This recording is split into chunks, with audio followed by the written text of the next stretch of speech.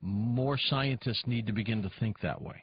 Well, when I looked into it, I found that actually at the atomic level, at the quantum level, when we look at the space there, which is called a vacuum in physics, the vacuum or the space-time manifold at the atomic level is actually not empty. It's full of energy. It's extremely energetic.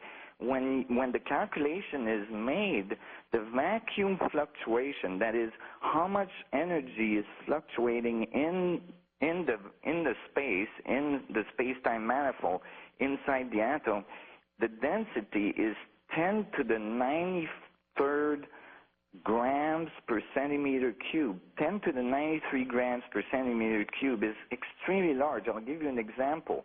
If I took all of the mass of the universe and I squished it into a centimeter cube of space, like I took all the stars and the galaxies, and there's billions of galaxies, there's billions of stars, and I stuck them all into a centimeter cube of space, I would have 10 to the 55th gram per centimeter cube.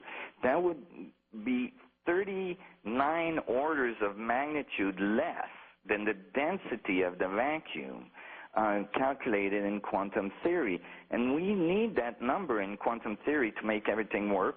And there's experiments that prove that it is that dense, that it is there, that that energy is in the vacuum.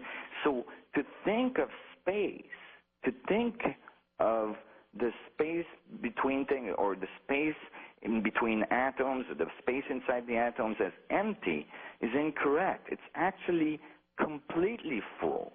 And it's just like this. Why can't we experience it then? Well, because if it's everywhere, it all cancels out.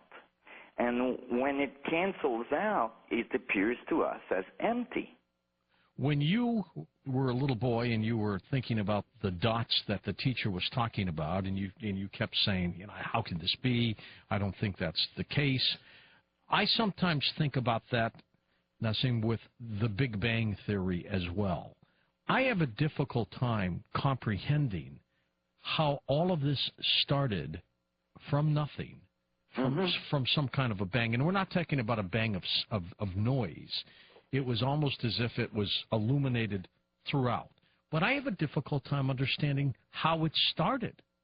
That's right. I mean, the Big Bang Theory says that all of our universe came out of a dot billions of times smaller than the atom, a Planck's distance size, a little singularity. And that's, and so this is actually one of the hints I got early on, that actually, the dot can be divided to infinity, that within a dot can reside a universe.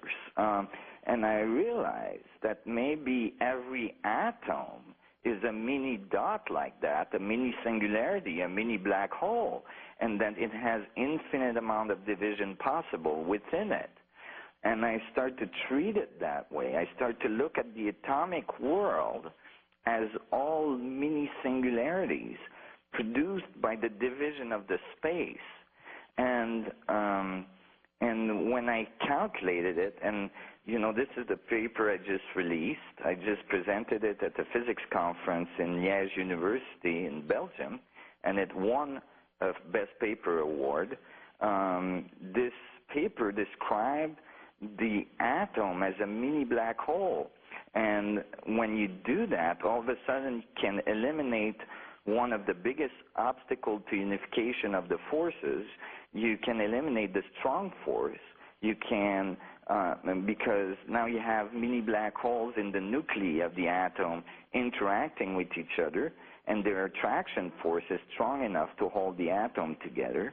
And all of a sudden, you get all the appropriate numbers to describe the nuclei of the atom. That is, the output of the math is what is measured in laboratory, and you've unified the small world with the big world because you've treated the atom as a mini black hole, which uses Einstein field equations and Newtonian mechanics to describe it. And eventually what happened there is that you fulfilled Einstein's dream, that there would be a way to connect the two, that there's a fundamental primal mechanical function to the way the atom works, and then there's a philosophical amazing thing that happens in these calculations, because when you know, I was saying that the vacuum may not be empty, it's full. Right. Well, you know, if you were trying to find something that connects all things, the only thing you could point at is space, because it's everywhere. It's inside the atom. It's everywhere between things.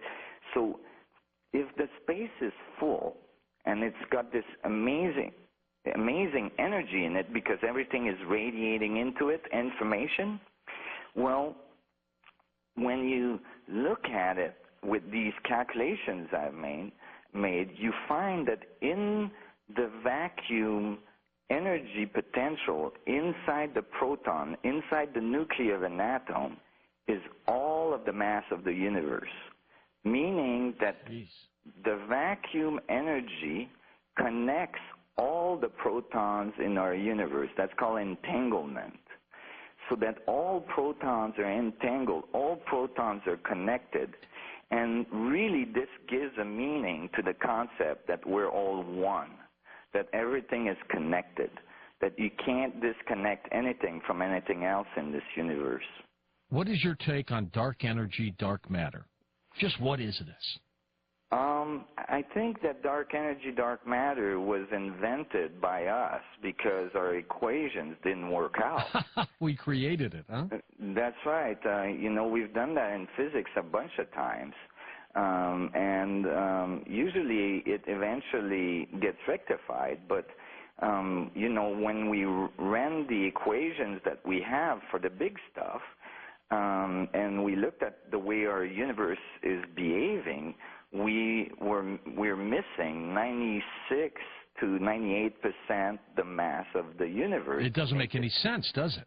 It doesn't, except that in this case, the way we've ran the equation, we've completely avoided or ignored the fact that the vacuum seems to be energetic, that it's not empty, but that it's full. Instead of looking at that, we invented a new kind of matter that doesn't radiate, that's exactly in the right proportion to make our equations work, and dark energy that's not detectable, that's in the exact proportion to make the equation work. So, you know, that way of doing physics, I call it as physics as you go. And I think it demands a deeper look at.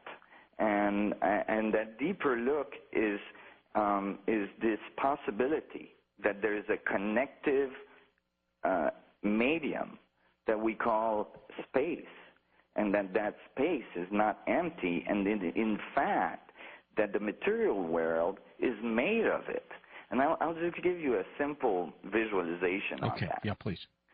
Imagine that what I'm talking about, the space, is actually water, like an ocean. And there is nowhere where there's no water. So there's nowhere where you can differentiate. But where the water makes a little vortex, so the water mostly in a pool, for instance, is random, right? It's all the molecules are moving randomly. But if you have a little vortex in the pool, then in that region, the molecules are more organized. They're all spinning in the same direction, and there's much more coherency. Well, when you see that little vortex, if you don't know that it's the water that's doing it, you would say, oh, there's something over there. And in this case, you would call it matter. So what we see in our universe, according to my findings, what we call the material world, that 0.0000001% of the space, is actually just a little vortex of the space. And the rest of the space appears empty to us, so all we see is the little vortex where the space becomes coherent, and it produces a little bit of energy out of it, and we say, oh, there's an atom, or we say, oh, there's a star, oh, there's a galaxy, or here's a universe. What do you think of Stephen Hawking and some of his views? Well, Dr. Hawking has done great work throughout the ages, throughout the time, producing very important work to help further physics. He's done a very good job, and as well has done a very good job in making those physics accessible to the public at large. Yeah. And so I have great respect for Mr. Hawking. And at the same time, one of the biggest problems with the institutionalized